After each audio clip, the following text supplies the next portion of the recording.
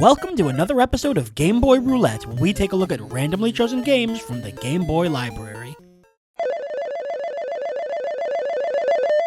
Battle Unit Zeoth. Yeah, I got nothing. After a long period of ports, licensed games, and entirely too much Spider-Man, we return once again to my favorite type of episode.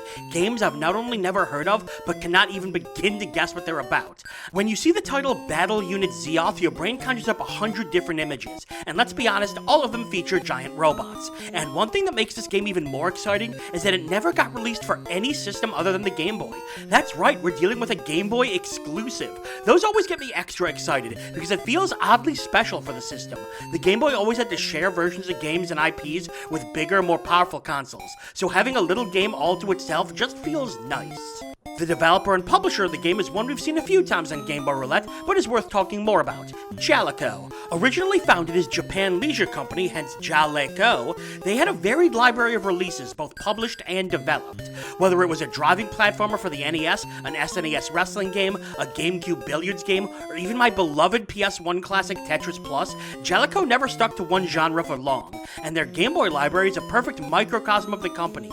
We have cool platformers, puzzle games, adventure games, ports of classic games, a little bit of everything. And while they don't have the kind of name like Konami or even Hudson Soft, Jaleco really deserves respect. How many companies do you know had the guts to put out both pinball games and murder mysteries based on Agatha Christie stories? I promised you a giant robot, and now I'm delivering with this box art. It is instantly appealing to see a giant mech holding an absurdly oversized gun in front of presumably an even more giant mech. And that font is just so, what's the word? Delightfully 90s. I'm super eager to try this one. Let's go to war with Battle Unit Zeoth. Jaleco.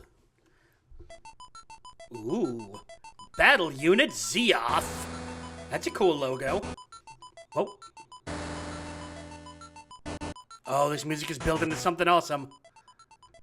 Here we go. Oh, what? I thought that was building to something, not just petering out. Whatever, let's do this. Main scan, okay. Thruster, okay. Power level, okay. All systems go. Good luck. Wow. This looks really good. Oh my gosh, that is a really nice looking cutscene. And land. Wait. Am I on? Oh! Interesting. It's like a combination of a shoot-'em-up and a platformer. Well, kind of. No, because I'm having to hold A to go up and down. Okay, I dig what you're doing. Ooh. I don't know, I was expecting this to be more of a platformer than a shoot-'em-up. Not that I'm complaining or anything. I'm enjoying this.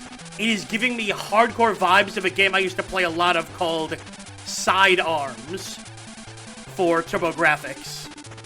P. Oh, yeah. Oh, everyone is screwed now.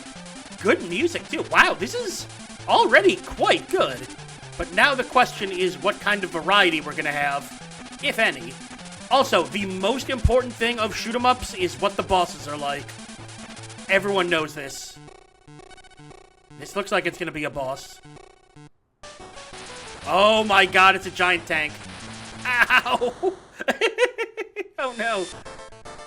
Oh, wait a sec, continue. Oh, we're going for high difficulty. 1 life. And you're dead. Okay, that's... I'm a little down on that for shoot-'em-ups. Because shoot-'em-ups, you're bound to make mistakes, so usually it's good to have 2 or 3 lives, but only 1? Another thing, I'm gonna have to look up after we beat that boss, how long the game is, how many stages. I am curious. But I mean, gameplay-wise, it's good, the graphics are good, the music's good, the sound design's good. I'm really enjoying this. This is exactly what you want, oh my god, out of a Game Boy game.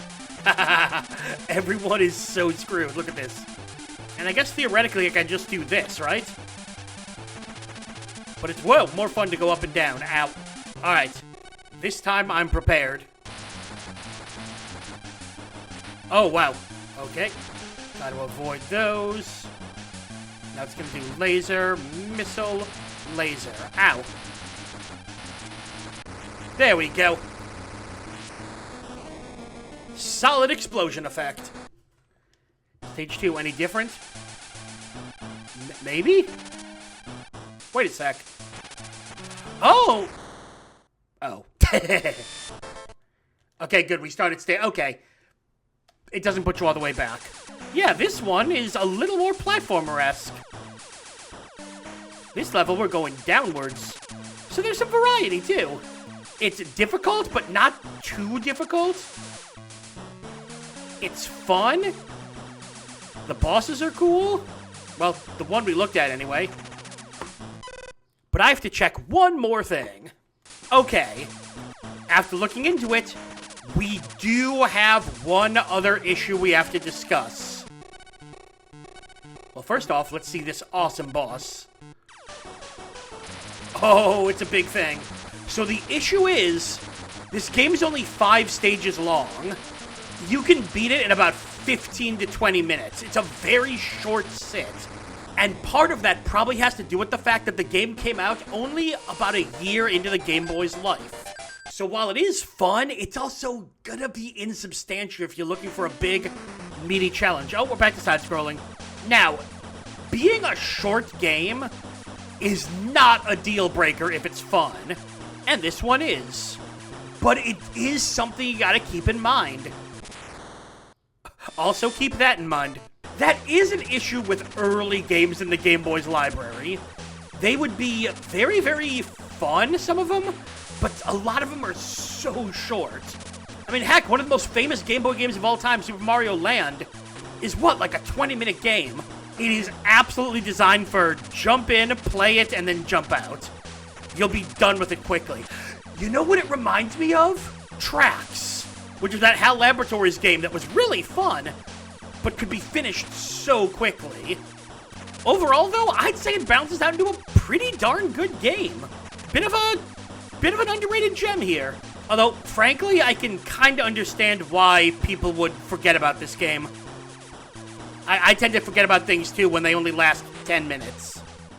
Giant robots do make everything better, although in this case, they aren't exactly giant. Battle Unit Zeoth is an interesting duck of a game, one that I think has a ton of stuff going for it, one that does a lot of things right, but does have one glaring issue that I think could turn a lot of people off. But let's start with the good. This was a really fun game. It was, at its core, a mix of a shoot-'em-up and a platformer, switching between the styles between levels, which keeps the game feeling fresh stage to stage. There were some fun power-ups, good enemy design, some really good boss design. Gameplay-wise, there's just not much to complain about. And that extends to the presentation, too. The music was great, and the graphics were especially impressive for a game so early in the life of the Game Boy. It was, in a word, fun.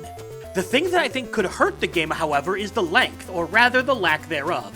This is one of those Game Boy games that's meant to be a super quick playthrough. It can be beaten in 15 to 20 minutes. That's probably why the difficulty seemed cranked up a tad higher than usual, to give you a little more gameplay for your money. But if you're good at this type of game, you can breeze through the whole thing in one quick session. That's not necessarily a bad thing. I'm a big proponent that shorter games like this were great on the Game Boy, but I also know that for some people, it could really sour them on the experience. You beat 5 levels and you're left wondering, wait, is that it? But if you're willing to overlook the short gameplay, I think we've uncovered a lesser-known gem, so definitely give this one a try. Just keep in mind you won't be playing for very long.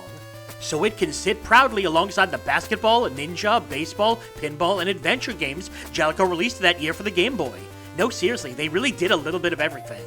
And that's all for another episode of Game Boy Roulette. Make sure to like the video, comment, and subscribe to follow the series as we continue to dig through the Game Boy vault. I'm Brian J, and I'll see you next time.